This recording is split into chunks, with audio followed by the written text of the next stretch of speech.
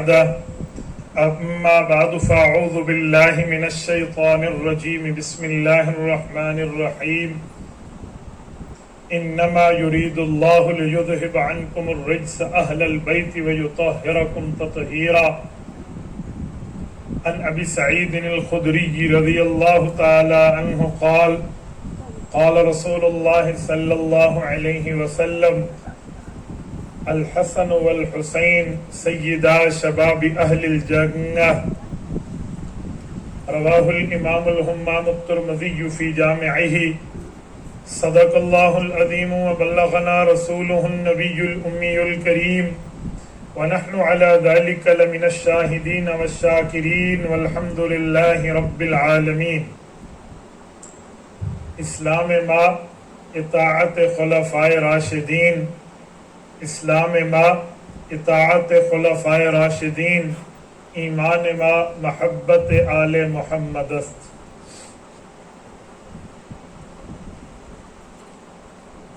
معزز دوستو، آج 31 اگست 2021 بروز منگل ہے اور آپ کے یہاں جامع مسجد بستی بزدار توسا شریف ضلع ڈیرہ غازی خان میں مولانا بلال حمید دامت برکاتہم کی دعوت پر میں آپ کی خدمت میں موجود ہوں.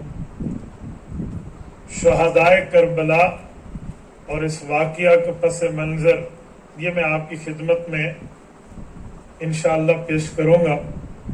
بس آپ جیتی جاگتی آنکھوں کے ساتھ، ہنستے مسکراتے چہرے کے ساتھ میری آنکھوں میں آنکھیں ڈالیں اور میری بات سنیں تو انشاءاللہ آپ کا وقت ضائع نہیں ہوگا. میرے دوستو، سیدنا معاویہ بن ابی سفیان رضی اللہ تعالی عنہما کی وفات حسرت آیات کے بعد جب یزید حکومت پر براجمان ہوا تو یزید کی حکومت کی حیثیت اس وقت امیر المؤمنین ہونے کی نہیں تھی، بلکہ ایک تجویز کنندہ حکمران کی تھی. اسلامی شریعت میں یہ بات اصولوں کے اندر طے شدہ ہے کہ اگر کوئی حکمران وقت کسی کو خلیفہ نامزد کرے تو وہ ارباب حل و عقد کی اجازت پر موقوف ہوا کرتا ہے. جس وقت اسے اسلام کے بڑے ارکان شورا، جید صحابہ کرام جو اس وقت موجود تھے، ویریفائی نہ کرتے، اس کی حکومت نہ بنتی. ابھی یزید نے حکومت پر قدم ہی رکھا تو جو اس کے ذہن میں کچھ باتیں چل رہی تھی، اس نے اسی کو عملی جامہ پہنانے کی کوششیں شروع کر دی. مدینہ طیبہ میں ولید بن ابی سفیان کے نام سے گورنر موجود ہیں. انہیں خط لکھا اور کہا کہ حسین ابن علی اور عبداللہ بن زبیر رضی اللہ عنہما سے میرے ہاتھ پر اپنے ہاتھ سے بیعت لیجیے. حکمران کا خط آیا، گورنر کے پاس پہنچا اور اس میں یہ تاکید تھی کہ یہ خط دن کو آئے تو رات کا انتظار نہ کرنا، رات کو آئے تو دن کا انتظار نہ کرنا. گورنر کے پاس شام میں خط پہنچا، اس نے رات ہی رات حضرت حسین اور حضرت عبداللہ بن زبیر کو طلب فرمایا. حضرت عبداللہ بن زبیر اور حضرت حسین گورنر کے پاس پہنچے، پوچھا کیا بات ہے. اس نے سرکاری پرچہ دکھا کر کہا کہ حکمران وقت حضرت معاویہ رضی اللہ عنہ کا انتقال ہو گیا. حضرت معاویہ نے انا للہ و انا الیہ راجعون پڑھا، تعزیت پیش کی، فاتحہ کیا. اس کے بعد پوچھا کہ رات کے اس لمحے ہمیں طلب کرنے کی صرف وجہ یہی تھی یا کچھ اور بھی ہے؟ تو اس نے کہا کہ اس وقت خلیفہ اب بن چکا ہے یزید، ہم چاہتے ہیں کہ آپ حضرات اسے تسلیم کریں اور اس کی بیعت کریں میرے ہاتھ پر. یہ اس نے لکھ کے بھیجا تاکہ میں اس کو جواب دے پاؤں. ولید بن ابی سفیان بڑا رحم دل گورنر تھا. حضرت امام حسین رضی اللہ تعالیٰ عنہ کب کر سکتے تھے اس شخص کے ہاتھ پر بیعت؟ تو حضرت حسین رضی اللہ نے فرمایا کہ بات یہ ہے کہ مجھ جیسے آدمی سے بیعت اگر آپ نے لینی ہے تو رات کی تنہائی کیوں، دن کی روشنی کا انتخاب کیوں نہیں کرتے؟ دن کی روشنی ہو تو مجھ جیسا آدمی شاید بیعت کر پائے.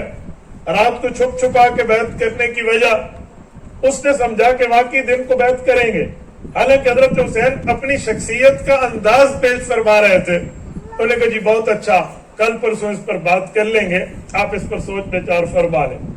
حضرت حسین نے ہاں نہ نہیں کی، وہاں سے اٹھے، رات کو اپنے گھر والوں کو ساتھ لیا، مکہ مکرمہ کی طرف چل پڑے۔ صبح کسی کو کانوں کان خبر نہیں ہے، ایک 1.5 دن گزرا، گورنر نے پھر پوچھا کہ حضرت حسین کو طلب کریں۔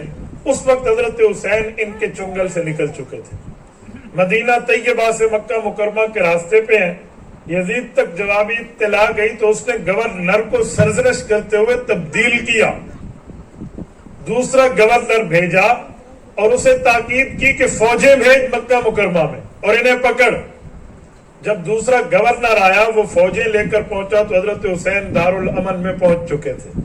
اب ان میں اتنی جرت نہیں ہے کہ خانہ کعبہ جس شہر کو رب نے امن دیا ہے، من دخلہ کان آمنا، یہ اس وقت وہاں کچھ کر سکتے۔ اس کا یہ معنی نہیں ہے کہ یزید نے خانہ کعبہ کی حرمت کو پامال نہیں کیا ہے، لیکن ایک بہت عرصے کے بعد حضرت حسین کعبۃ اللہ شریف میں پہنچے۔ ذہنیت یہ تھی کہ اس کی بیعت نہیں کرنی، ہم تنہا زندگی گزاریں گے کعبۃ اللہ میں بیٹھ کر۔ امام حسین رضی اللہ عنہ کا کعبۃ اللہ میں قیام 5 ماہ ہے۔ اہل بیت کے اس چشم و چراغ سے دشمنی صرف یزید کی حکومت کی نہیں ہے۔ اہل کوفہ میں جو حضرت علی المرتضیٰ کے دم بھرنے والے کوفی رہتے تھے، ان کے دل میں بھی دشمنی نما دوستیاں موجود تھیں۔ ان کو پتہ چلا معاملہ یہ ہوا، حضرت حسین حکومت سے الگ تھلگ اللہ کے گھر میں زندگی گزار رہے ہیں، تو انہوں نے سوچا کہ ہم حضرت حسین کو اپنے پاس بلائیں، کوفہ بلائیں، ان کا اعزاز و اکرام کریں اور ان کو یہاں بلا کر اپنا بڑا تسلیم کر دیں۔ حضرت حسین رضی اللہ عنہ کے ساتھ خط و کتابت کے سلسلے شروع ہو جاتے ہیں، خط آ رہے ہیں جی، آ رہے ہیں جی، آ رہے ہیں۔ اتنے خطوط آئے کہ بھوریاں بھرنے لگی، ڈیلیگیشنز آنے لگ گئے، وفود آنے لگ گئے۔ توجہ میری طرف، آپ لوگ مجھے دیکھیں، میں آپ کے لیے گفتگو کر رہا ہوں، آپ دائیں بائیں نہ دیکھ رہا ہوں۔ میرے بعد آپ نے مول بلال صاحب کہنا پھر سمجھ نہیں آیا، تو مجھے دیکھیں گے تو سمجھ آئے گا، ورنہ سمجھ سلپ ہو جائے گی۔ حضرت حسین رضی اللہ عنہ کے ساتھ وفود کی آمد و رفت۔ حضرت حسین کو کہتے ہیں آپ ہماری دینی رہنمائی کیجئے، ہمارے پاس آئیے، ہمارے شرعی مسائل حل کیجئے۔ حضرت حسین رضی اللہ عنہ نے جانے کا ارادہ فرمایا تو صحابہ کرام کی اولادیں جو حضرت حسین کے بچپن کے یار ہیں وہ درمیان میں آ گئے۔ حضرت عبداللہ بن عباس، حضرت عبداللہ بن زبیر، حضرت عبداللہ بن عمر رضی اللہ عنہم، یہ صحابہ کہ آپ کیوں جا رہے ہیں کوفہ؟ یہ وہ لوگ ہیں جنہوں نے آپ کی محبت کا دم بھرا تھا آپ کے والد سے، اور آپ کے والد کی شہادت اسی جگہ ہوئی ہے۔ حضرت امام حسن کے ساتھی بنے تھے اور انہیں نیزے مار کر زخمی کیا تھا، اور یا مذل المؤمنین کہہ کر انہیں مومنوں کو ذلیل کرنے والے کا الزام لگایا تھا۔ آپ ان لوگوں پر اعتماد کی مت کیجیے، آپ مت جائیے۔ حضرت حسین نے ارادہ بدلا، لیکن ساتھ یہ ارادے میں خط دکھائے کہ ان لوگوں نے کہا ہے کہ ہمیں کوئی دینی باتیں بتائیں، دینی رہنمائی کریں، ہمارے پاس آئیں۔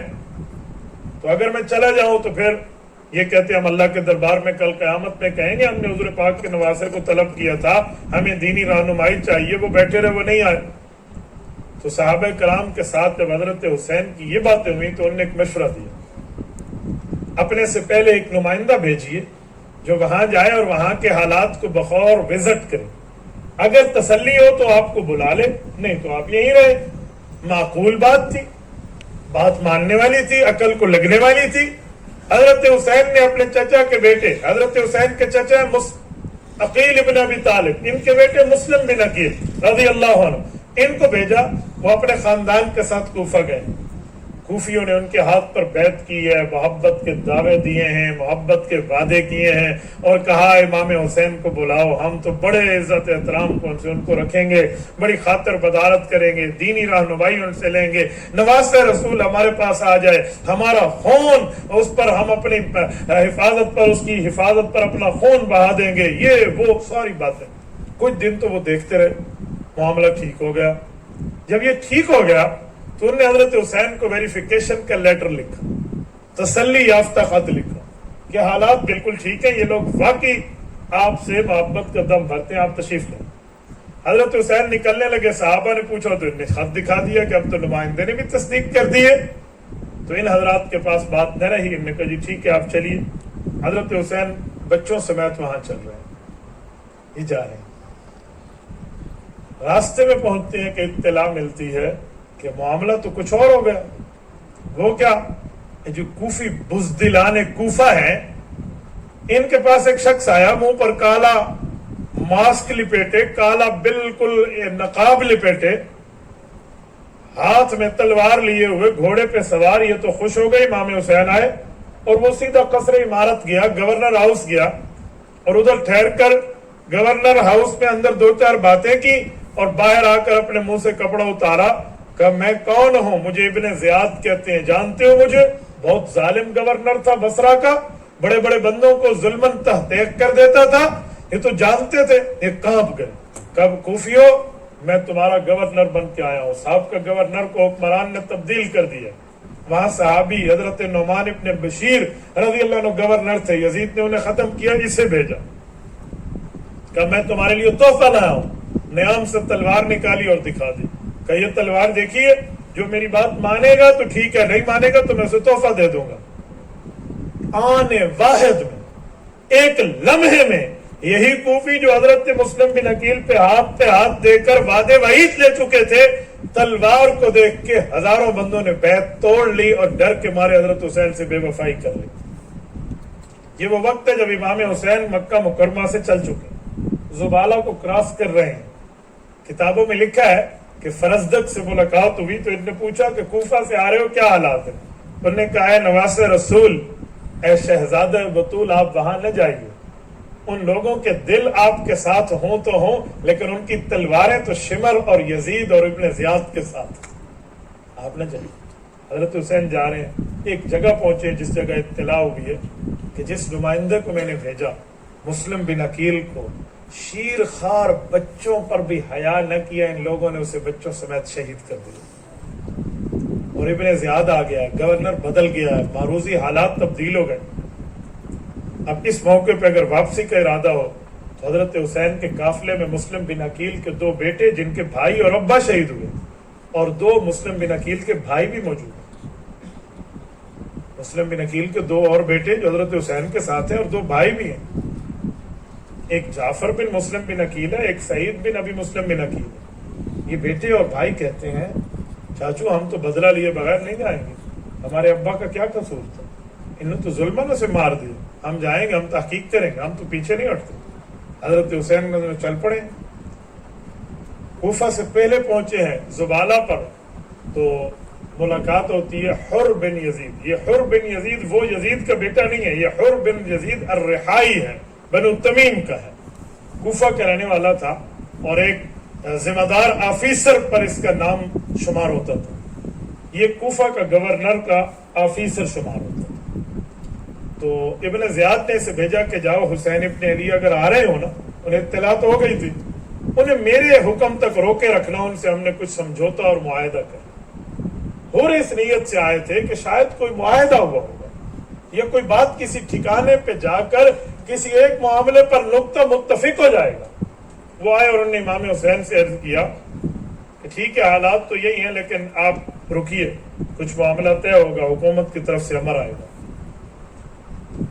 باتوں باتوں میں حضرت حسین نے کوفیوں کا پوچھا تو انہوں نے کہا جی یہ سارے کوفی بدل گئے. حضرت امام حسین نے جو اس وقت گفتگو کی ہے چند کوفیوں سے جو آئے, کہا خط تمہارے نہیں ہے, شیش ابن ربیع نام جتنے تھے ان سب کمپنیوں کا نام لیے, بلایا تو ہم نے نہیں تھا, میں خود آ رہا تھا, دینی رہنمائی تمہیں نہیں چاہیے تھی, اور ادھر آ کر میرے نمائندے پر ظلم مسلط کیا, اور یہ کیا معاملہ؟ اب کوئی جواب نہیں ہے. اب کیا ہوتا, ڈرپوک اور بزدل دشمن کے پاس کیا جواب ہو سکتا تھا؟ تو حضرت حسین نے فرمایا پھر تو میں واپس چلا جاؤں, مجھے آپ نے بلایا تھا, آپ کو نہیں چاہیے واپس جاؤں گا, یا نہیں تو پھر میں کسی اسلامی سرحد کا رخ کرتا ہوں, یا وہاں بھی نہیں تو یزید سے مجھے خود بات کر لیتے, میں خود بات کر لیتا ہوں, میں خود اپنا معاملہ طے کر لوں گا. تو حر نے کہا کہ بات تو آپ کی بہت معقول ہے, اگر آپ کچھ ٹائم رکیں، یہ ہم شرائط لکھ کر ابن زیاد گورنر کو بھیجتے ہیں، معاملہ طے ہو جائے گا. تو یہ لکھوا کر بھجوایا گیا. بظاہر ابن زیاد راضی ہو گیا کہ یار یہ دو کی ملاقات ہو جائے گی تو بات فائنل ہو جائے گی. لیکن وہاں ایک بے ایمان بیٹھا ہے جسے شمر کہتے ہیں. اس نے ابن زیاد کو کہا میں یہاں کا رہنے والا ہوں، میں جانتا ہوں معاملات. حسین کو کہو تیرے ہاتھ پر یزید کی بیعت کرے، ورنہ اسے جانے نہ دینا، ورنہ تمہارے لیے بڑے مسائل کھڑے ہوں گے.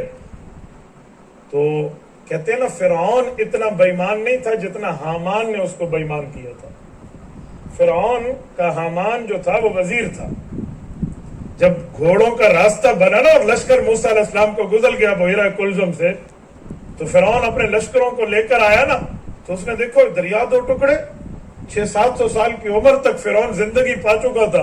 اس نے کہا میری زندگی میں تو آج تک کیوں ڈبل راستے نہیں ہوئے، پانی میں راستے. اس کا معنی ہے موسیٰ علیہ السلام سچا نہ ہو یار کہیں، دل ہی دل میں کہا اور گھوڑے کو روک دیا. ہمراہیوں میں حامان ٹھہرا تھا. اس نے کہا علی جا کیا ہوا؟ کہا یار واپس چلو، چھوڑو بس، وہ کسی اور جگہ چلے گا. کہا کیوں؟ کہا یہ دیکھ یار اسے تو دریا نے راستہ دیا. اب حامان نے کہا جی گمراہ کیسے کروں؟ حمران نے کہا جی واہ فرعون جی آپ کمال کرتے ہیں، یہ راستے آپ کے لیے تو بنے. چل 60 گھوڑا تھے کام تیرا پورا. اس نے جو گھوڑا ڈالا قرآن کہتا ہے فغشیہم من الیم ما غشیہم، نہ فرعون بچا نہ ان کی ماں بچی. کیا ہوا؟ اس آپ کے سامنے ہے جو حالات ہوئے، تو وہ اس وقت بچ رہا تھا. حامان نے الٹا اسے مزید ڈال دیا. ابن زیاد جیسا ظالم آدمی امام حسین رضی اللہ عنہ کے شرطوں کو لے کر بات ماننے لگا، شمر نے الٹا گمراہ کیا. کہ جی نہیں مان. تو اس نے کہا کہ اتنی زیادتی ہے تو چلا جا. نے کہا جی میرے ساتھ 4000 بندے بھیج، میں جانے کے لیے تیار ہوں، میرے ساتھ انعام کا طے کر، فلاں کا طے کر، میں معاملہ طے کر کے آؤں گا. یہ ظالم لڑنے کے لیے قافلے لے کر پہنچے، اور لڑنے والوں میں جو فوجی ہے نا یہ وہی ہیں جو کوفہ کے رہنے والے ہیں. حکم ان کا چل رہا تھا، تلواریں ان کی چل رہی ہیں. یزید خود لڑنے نہیں آیا، حکم اس بے ایمان کا اور تلواریں ان بے ایمانوں کی. امام حسین سے مقابلہ ہے. ہور نے جب دیکھا نا کہ مسئلہ کچھ اور تھا، مجھے کچھ اور کہا گیا اور شکل کچھ اور اختیار کر گئی، تو اس نے ان کو کہا ظالم ہو، اے لعنتی ہو، کیا کر رہے ہو؟ اپنی تلواروں سے نواسے رسول کے خون سے رنگین کر رہے ہو. اے ظالم ہو، یہ وہ گردن اور ہونٹ ہیں جنہیں میرے پیارے پیغمبر نے بوسے دیے. اے حیا کرو، اے تم میں کوئی ایمان نام کی رحمت موجود. اس نے غیرت دلائی. لیکن جب تاریخ میں ایک بندہ بد نصیبی کا داغ اپنے متھے پر لے لے تو پیچھے بچتا کیا ہے؟ وہ تو ماتھا رنگین ہو گیا. حضرت نے متھے تے جی مصیبت پہ گئی ہے. حضرت حسین رضی اللہ کی شہادت تو مقدر تھی، لیکن ظالموں نے اپنے لیے جہنم میں مقدر بنانی تھی نا، انہیں نہ مانا. تو اس نے گھوڑے کو ایڑ لگائی. حر بن یزید رحائی نے، بنو تمیم والے نے، اپنے بیٹے اپنے بھائی دونوں بیٹوں سمیت حضرت امام حسین کے لشکر میں آ کر کہا میں معافی مانگتا ہوں اور کفارے کے طور پہ اپنی موت تک آپ کا دفاع کروں گا. مجھے نہیں پتا تھا ان ظالموں نے آپ سے یہ معاملہ کرنا تھا. امام حسین رضی اللہ عنہ نے انہیں معافی بھی دی ہے اور اپنے ساتھ اپنا ساتھی بھی بنایا. آج دنیا حر کو سلام پیش کرتی، آج ہم بھی سلام پیش کرتے. حر اور حر کی آل پر اللہ رحمت نازل فرمائے. لیکن ایک بات کہوں، آج ملک پاکستان میں صحابہ کرام کو اس محرم الحرام میں نعوذ باللہ گالیاں دی گئی. پاکستان کی کئی جگہوں میں FIR درج ہو چکی ہیں. ان میں ایک صحابی ہیں حضرت ابو سفیان رضی اللہ عنہ، حضرت معاویہ کے ابا جان، ان کے خلاف بکواس کی گئی ہے برسر منبر. میں ایک بات پوچھتا ہوں، حضرت ابو سفیان کا قصور کیا ہے؟ کہتے ہیں جی اسلام کی جنگ، اسلام کے مقابلے میں 2 جنگیں احد اور خندق اس نے حضور کے مقابلے میں لڑی تھی. میں نے کہا پھر کیا ہوا؟ کہ جی پھر معافی مانگ لی، اسلام پر ان کی وفات ہوئی. ایک بات میں پوچھوں، اور حسین ابن علی کے مقابلے میں حر آئے اور وہ غلطی تسلیم کرے اور حضرت حسین سینے سے لگائے، حر کو تو بھی جنتی کہتا ہے، ساری دنیا جنتی کہتی ہے. حر کا جرم معاف ہو گیا. حضرت امام حسین کے نانا جان نے ابو سفیان کو سینے سے لگا کے خوشخبری دی، الاسلام یہدم ما کان قبلہ، کہ تو نے کلمہ پڑھا تیرے پچھلے سارے گناہ معاف. کوئی بے ایمان تو آج بھی ابو سفیان کو بھونک رہا ہے، اس کا جرم تجھ سے معافی کی بات نہیں ہے. پتہ نہیں کیا 2 رخیاں، کیا 2 نمبریاں، کیا دو راہیں، کیا 2 زبانیں دنیا میں شروع ہو چکی ہیں. اللہ پاک نفرت اور بغض سے محفوظ فرمائے. याद रखें, ये बहुत जबान पे उस वक्त आता है जब अंदर कुछ जल रहा हो, अंदर कुछ जल रहा हो। सहाबा और अहले बैत का बोझ अंदर जला देता है तो मुंह पे जबान भौंकती है, फिर गलत कहती है। अल्लाह रब्बुल इज्जत इन लोगों के लिए हमारी तरफ से काफी हो जाए।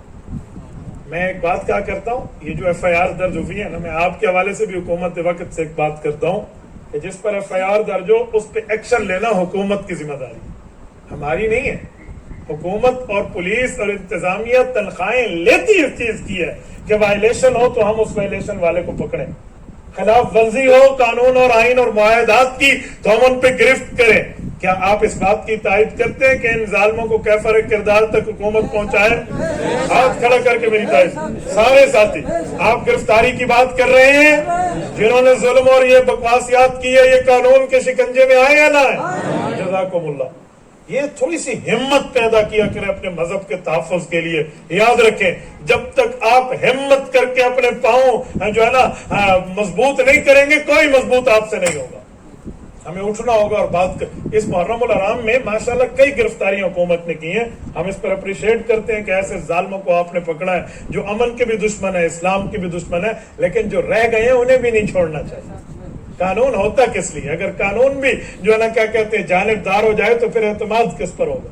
हम इस मुल्क में रहते हैं, मुल्क में रहने पर हम टैक्स पे करते हैं, हम मुल्क में रहने पर मुल्की कवानीन का एहतराम करते हैं। इसका यह मतलब नहीं है कि हम ईमान पर कोई समझौता कर रहे हैं। ईमान पे no compromise on this matter. इस पर कोई भूल जाए कि ईमान पे कंप्रोमाइज हो जाए। तो हुर बिन यजीद हजरत हुसैन रज़ी अल्लाह के साथ आए हैं और शहादत तक साथ रहे। इन जालिमों ने जुल्म किया है, इन बेगैरतों ने अपने माथे के ऊपर इस बदनसीबी के धब्बे को लगा दिया। तारीख ने देखा 10 मुहर्रम उल हराम सन 61 हिजरी को ये क़यामत बपा हुई है। शीरखार बच्चों तक को शहीद किया है, छोटे बच्चों तक को, जवानों तक को। हजरत हुसैन की 58 से 59 बरस की उम्र में एक सफेद रीश बुजुर्ग को नवासे रसूल शहदादे बतूल तक के खून के प्यासे इन जालिमों ने इनके खून से अपनी प्यास बुझाई है। मैं मानता हूँ बड़ा जुल्म और तशद्दुद और बेईमानी हुई। मेरा कोई यजीद से ताल्लुक नहीं है, कोई मैं इब्ने ज़ियाद का साथी नहीं हूँ, कोई शिमर का वकील और हिमायती नहीं हूँ, बल्कि मैं तो आज भी कहता हूँ हजरत हुसैन की कत्ल की साजिश तैयार करने वाले, हजरत हुसैन के कत्ल में शरीक, हजरत हुसैन के कत्ल पे खुश होने वाले, हजरत हुसैन के कातिलीन के मुआमिनीन पर अल्लाह लानत। तो आज भी लानत की बात कर रहा हूँ, मेरा कोई इनसे वास्ता नहीं है, लेकिन एक बात कर रहा हूँ, सिर्फ जुल्म इन लोगों ने नहीं किया, जुल्म कुछ और ने भी किया। वो जुल्म क्या है? जो हमें वाक़या करबला सुनाता है, जो स्पीकर के आकर रो धो के मुझे वाक़या करबला बताता है, क्या ये जालिम नहीं है? ये सिर्फ 72 शुहदा में 2 शहीदों का नाम लेता है। एक इमाम हुसैन शहीद हैं, गाजी अलमदार शहीद हैं रज़ी अल्लाह अन्हुमा। बाकी शहीदों के नाम क्यों पी जाता है? आपने कभी गौर किया? आप एक काम कीजिए, पेन है अगर आपके पास, आप पेन निकालिए अपनी जेब से, किसी साथी के पास ले आइए, मेरे पास लाइए। आप अपनी जेब से कलम निकालिए, एक सफा लीजिए, उस पर लिखिए 72 शुहदा। 72 तन थे ना, ये तो दुनिया मान रही। आप यहाँ लिखिए 72 लिखा गया। उसके बाद इन्हें कहो करबला के शुहदा के 10-15 नाम तो बता दो, उनमें अहले बैत कितने थे ये तो बता दो, हजरत अली मुर्तजा की औलाद कितनी थी उनकी तादाद तो बता दो, इमाम हसन के बेटे कौन कौन थे जरा उनके नाम तो बता दो, हजरत हुसैन के भांजे थे वो भी तो बता दो, हजरत अब्दुल्ला बिन जाफर की औलाद है वो भी तो बता दो, मुस्लिम बिन अकील के भाई हैं वो भी तो बता दें, मुस्लिम बिन अकील के बेटे हैं वो भी तो बता दें, इमाम हुसैन के 3 बेटों में 2 शहीद हैं वो भी तो बता दें, हजरत अली के 9 बेटे शहीद हैं जरा उनके नाम तो बता दें।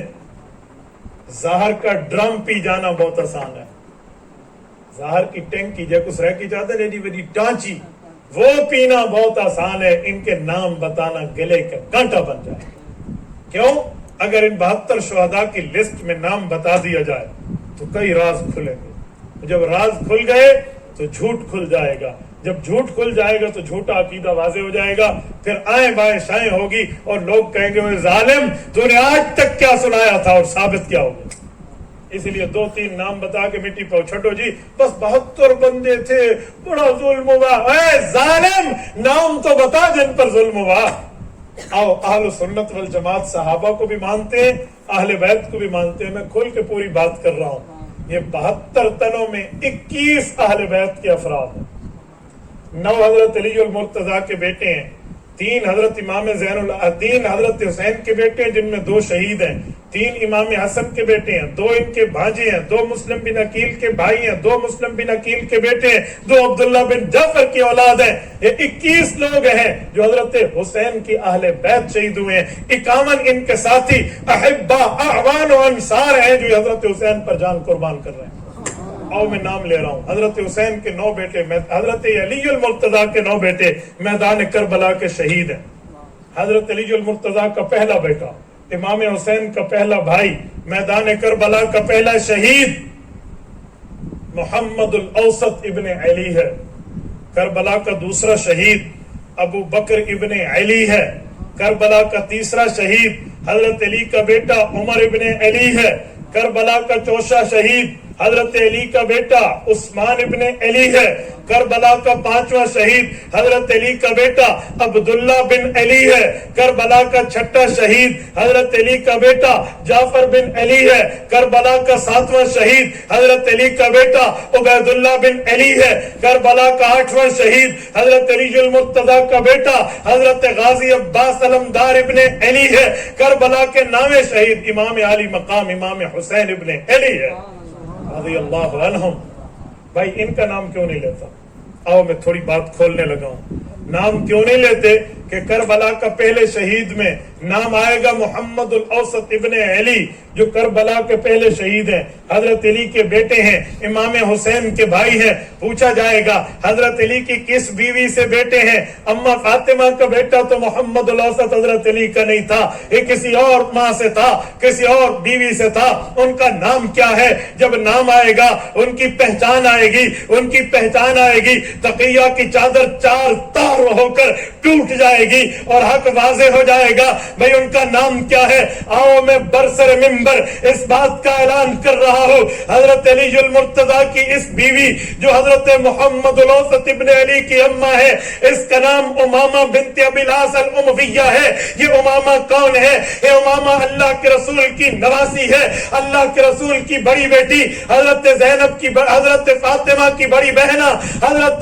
ज़ैनब कुबरा रज़ियल्लाहु अन्हा, ये इनकी बेटी उमामा बिन्त अबिल आस है। ये हजरत फातिमा की भांजी है। ओए भांजी और खाला एक निकाह में एक शख्स के जमा नहीं होते, हाँ जमा नहीं होते, लेकिन अगर इनमें एक फौत हो जाए तो उसके बाद दूसरे से निकाह करना जायज हो जाता है। अम्मा फातिमा ज़हरा रज़ियल्लाहु अन्हा सन 11 हिजरी में जब दुनिया से रुखसत हो रही थी, हजरत अली अल मुर्तजा को फरमाया, ऐ अली मेरे बच्चे छोटे हैं, हसन और हुसैन मासूम है, मैं चाहती हूँ अगर मेरे बाद आपकी शादी हो ऐसी खातून से हो जिसमें मेरे वाली सिफात हो, मेरे बच्चों के ऊपर वो मेरे वाली शफ़क़तों की ममता रखे। अली अल मुर्तजा ने पूछा, ऐ फातिमा ज़हरा, ऐ लश्ते जिगर पैगंबर, ऐ नूर नजर रसूल, बता वो कौन तेरी नजर में है जिसे मैं यहाँ घर लाऊं, जिसमें मुझे तेरे वाली सिफात पे मिले, तेरी वाली शफ़क़तें मुझे अपनी औलाद पे मिले।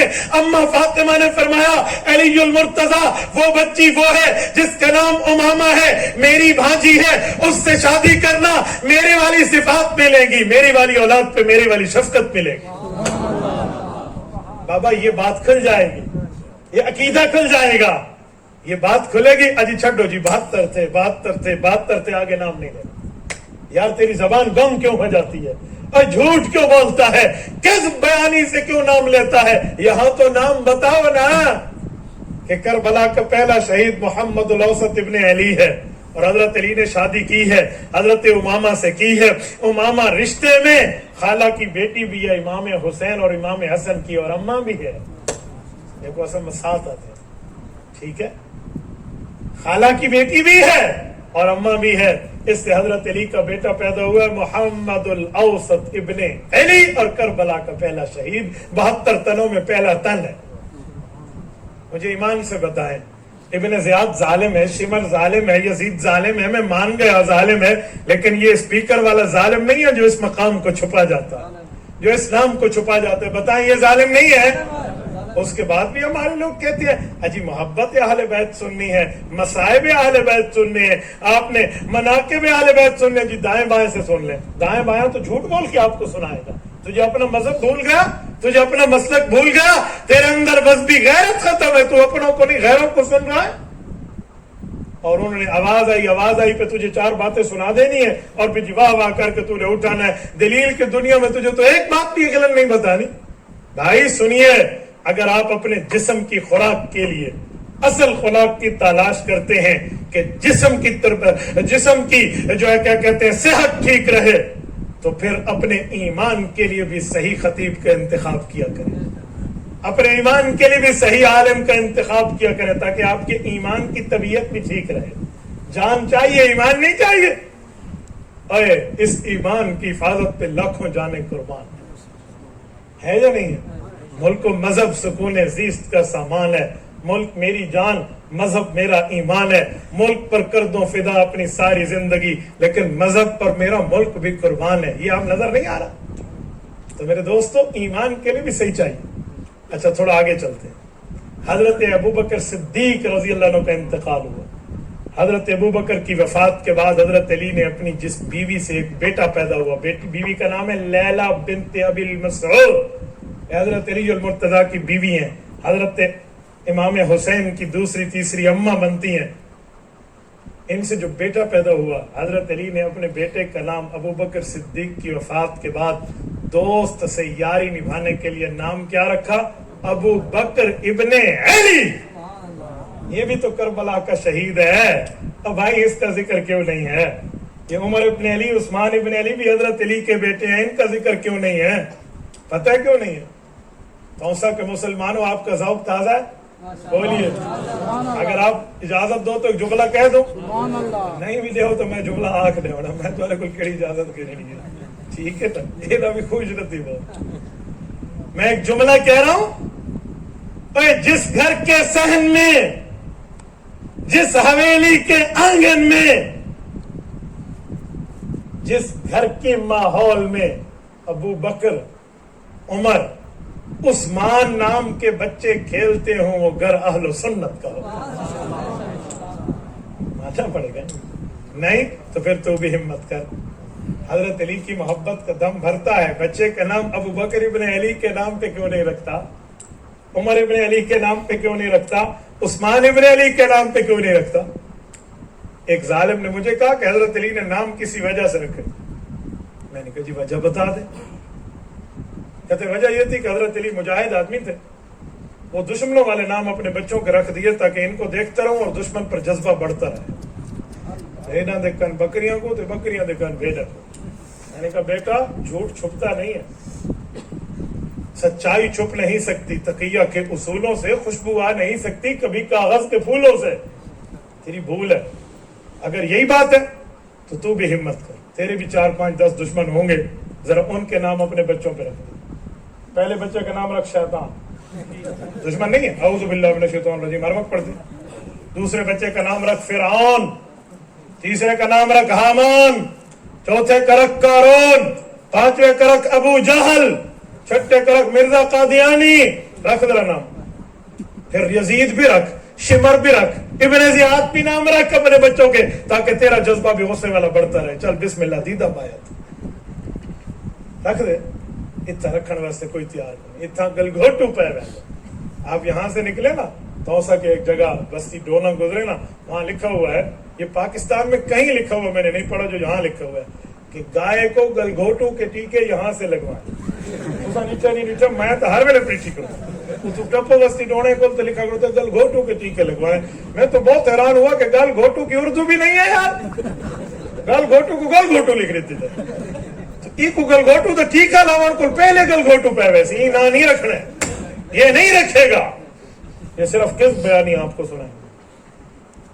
اچھا، حضرت امام حسین کے 3 بیٹے ہیں میدان کربلا میں، تینوں کا نام علی ہیں۔ بڑے کا نام علی الاکبر، دوسرے کا نام علی الاوسط، تیسرے کا نام علی الاصغر۔ علی الاصغر اور علی الاکبر شہید ہیں۔ علی الاوسط جن کو امام سجاد بھی کہتے ہیں، امام زین العابدین بھی کہتے ہیں، یہ اپنی پھپھو جان حضرت زینب کے پاس خیمے میں تھے، یہ کربلا کے غازی ہیں۔ حضرت حسین کے ساتھ 3 بھتیجے بھی ہیں حضرت امام حسن کے بیٹے. ایک کا نام ہے قاسم بن حسن, ایک کا نام ہے حسن مصنع بن حسن, اور ایک کا نام ہے ابو بکر ابن حسن. یہ تینوں میدان کربلا کے شہید ہیں. یار امام حسن کے بھتیجے ہیں, امام حسن کے بیٹے ہیں, حضرت امام حسین کے بھتیجے ہیں, اور اپنے چاچو پر حفاظت میں جان وار گئے ہیں. ان کا ذکر کیوں نہیں کرتا؟ کیوں؟ جب امام حسن کا بیٹا ابو بکر ابن حسن پیدا ہوا تھا تو حضرت امام حسن نے اپنے ابو جان حضرت علی کی خدمت میں پیش کیا, حضرت علی کا پوتا اپنا بیٹا. تو حضرت علی المرتضیٰ نے فرمایا بیٹا حسن, اس کا نام بھی اپنے بھائی والا ابو بکر ابن علی پہ ابو بکر ابن حسن رکھ دے. یار علی المرتضیٰ کو تو یہ نام اتنا پیارا ہے, تجھے پیارا نہیں ہے؟ محبت علی ہو تو پوری ہو, ادھوری نہیں ہو. مجھے بھائی بلال کہہ رہے تھے کہ ہمارے ہاں الحمدللہ ہر بندے کے 4 ماہ اور چلہ لگا ہوا ہے.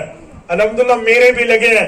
میں حضرت حاجی صاحب رحمہ اللہ کی خدمت میں 15 دن ریونڈ میں رہا ہوں, تو میں نے ایک بات اپنے اکابر اپنے حضرات اور بزرگوں سے سیکھی ہے. ریونڈ کے بزرگ فرماتے ہیں پورے دین پر چلنے میں کامیابی ہے. کہتے ہیں یا نہیں کہتے؟ یا ادھورے دین پر؟ بولیے بولیے.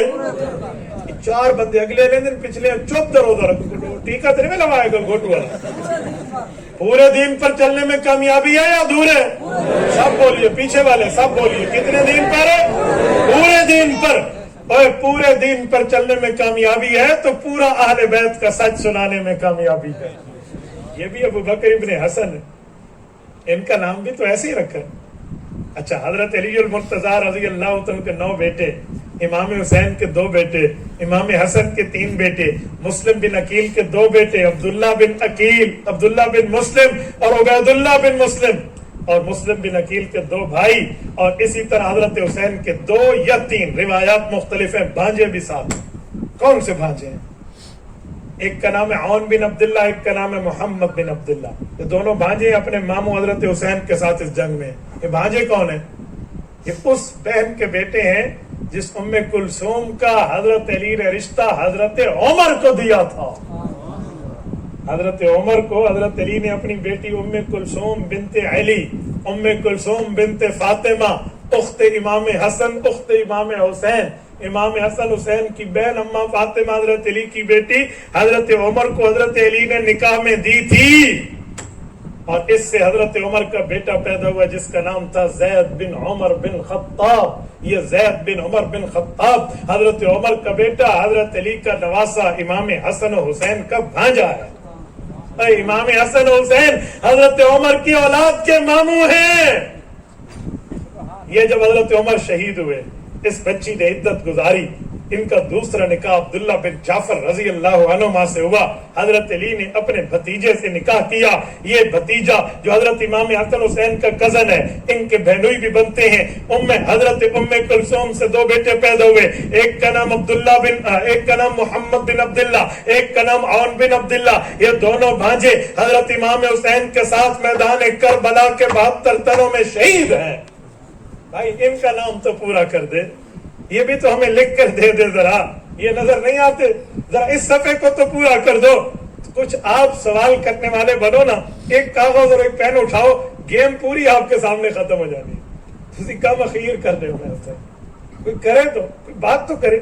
ہمارے سنی سن سن کے سن ہوتے جا رہے ہیں. سنی سن نہ بنے, سنی اہل سنت سے بنے. میرے دوستو, یہ بھی واقعہ کربلا کے شہید ہیں جو ان کا ذکر نہیں کرتا. یہ ظالم نہیں ہے, یہ ظالم نہیں ہے. اس کربلا کو کوئی ذکر نہیں کر رہا, کوئی نہیں بتا رہا. یہ 21 اہل بیت کے افراد ہیں اور 51 ان کے دوست ہیں. 21 + 51 72 تن بنتے ہیں. انہیں تو کوئی نہیں بتا رہا, کوئی نہیں سمجھا رہا. تو واقعہ کربلا بھی پورا بتانا چاہیے. جیسے پورے دین پر چلنے میں کامیابی ہے تو پورے سچ پر چھوڑنے میں بھی کامیابی ہے. تو پوری بات کریں. اللہ آپ کو رمے صراط مستقیم عطا فرمائے. اللہ رب العزت ہمیں اہل بیت کی قدر, صحابہ کرام کی قدر عطا فرمائے. اللہ ہماری طرف سے انہیں بہترین جزائے خیر عطا فرمائے. ان کی تربت پہ اللہ کروڑوں اربوں رحمت نازل فرمائے. اقول قولی ھذا واستغفر اللہ وآخر دعوانا ان الحمد للہ رب العالمین.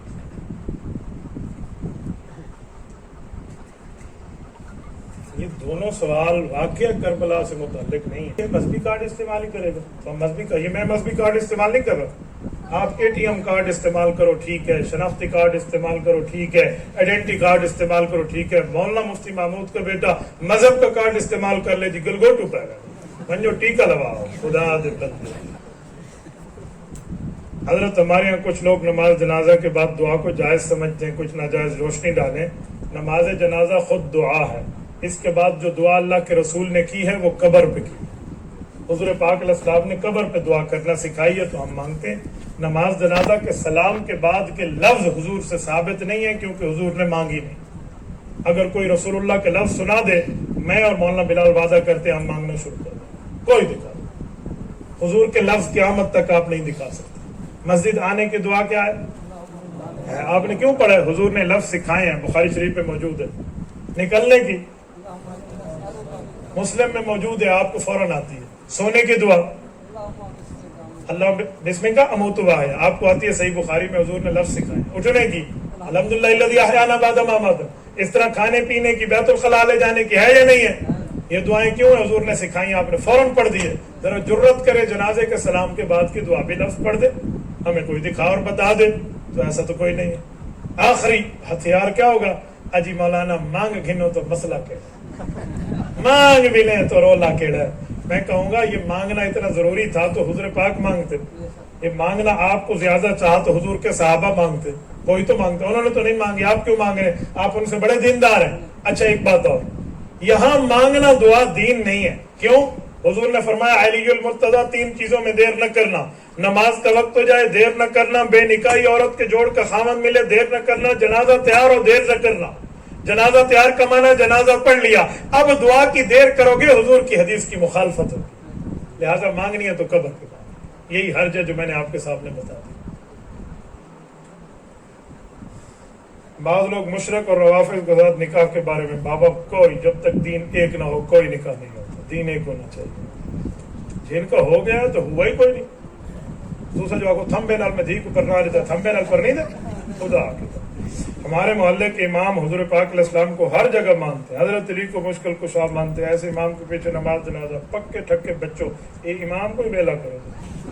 مرض کی وجہ سے پیشاب پخانے کا پتہ نہیں چلتا, نماز کس طرح پڑھیں؟ جی بالکل یہ سوال ہے. اگر کسی آدمی کا مثلا کیتھیلیٹر لگا ہوا ہے یا پیشاب پخانے قطرے آ رہے ہیں بیماری آپریشن کی وجہ سے نہیں معلوم, تو وہ وضو جو کرے گا وقت کا کرے گا. وضو وقت کا کیا مطلب؟ مثلا اس نے ظہر میں وضو کیا, جب تک ظہر کا ٹائم چل رہا اس کا وضو چل رہا, چاہے قطرے آتے رہے, ٹھیک ہے. جیسے عصر شروع ہوگا وضو ٹوٹ جائے گا, عصر کا وضو علیحدہ, پھر مغرب کا, ہر وقت میں اس کا وضو چلے گا. دلیل حضرت عمر فاروق رضی اللہ تعالی عنہ کو جب خنجر لگا تھا 3 یا 4 دن حضرت عمر زخمی رہے تھے, خون مسلسل بہتا رہا تھا, اس طرح انہوں نے وضو سے نمازیں پڑھی. جس شخص کے والدین فوت ہو گئی ہوں وہ خود اپنے عقیقہ خود کر سکتا ہے. عقیقہ اصل میں ہے کل 7ویں دن, ٹھیک ہے. یہ باقی 14واں اور 21واں ویسے میں دھکے نال پڑھایا ہوا ہے, اصل 7واں دن ہے. لیکن نہیں کیا تو اب کوئی کرے تو اچھی بات ہے, بہتر ہے, لیکن اس پر کوئی لازم والی بات نہیں ہوگی. یزید پہ لعنت کرنا کیسا ہے؟ ساڈا یزید نال کوئی تعلق کوئی نہیں. میں حضرت توسی رحمہ اللہ کے شہر میں بیٹھا ہوں, حضرت فرمایا کرتے تھے یزید اہل و سنت نال کوئی تعلق کوئی نہیں. ایک بار ہم نے پوچھا حضرت آپ بتائیں یزید کے بارے میں کیا خیال ہے؟ کہ جو حضرت حسین کا خیال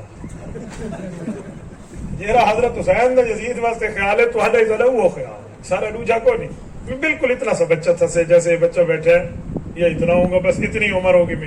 میں نے اپنے ابو سے پوچھا, میں نے کہا ابا جان ہم حسین کے ساتھ ہیں یا یزید کے ساتھ ہیں؟ ابا جی نے مجھے فرمایا بیٹا ہم حسینی ہیں, ہم اس وقت ہوتے تو ہماری لاش حضرت حسین کے ساتھ پڑی ہوتی. کیا فرماتے ہیں علماء حق ذیل امور پر فرما دیں, اور اس کے بارے میں دعا بعد الجنازہ کے بارے میں, کل خانی کے بارے میں. میں تو ان میں سے کسی کو جائز نہیں سمجھتا. میں نے کہا ایک پرچی بھی میرے موضوع سے متعلق نہیں. خدا تو کو نوے حج دے سننا واقعہ کربلا تے دسنے سجے کھبے دے مسئلے. بھائی واقعہ کربلا کی بات ہے تو اس پر سوال کریں, جو سوال ہے بندہ اس پر بات بھی کریں تو مزہ آتا ہے. چلو میں آخر میں آپ سے ایک تشکیل کی وضاحت لیتا ہوں کلیئر.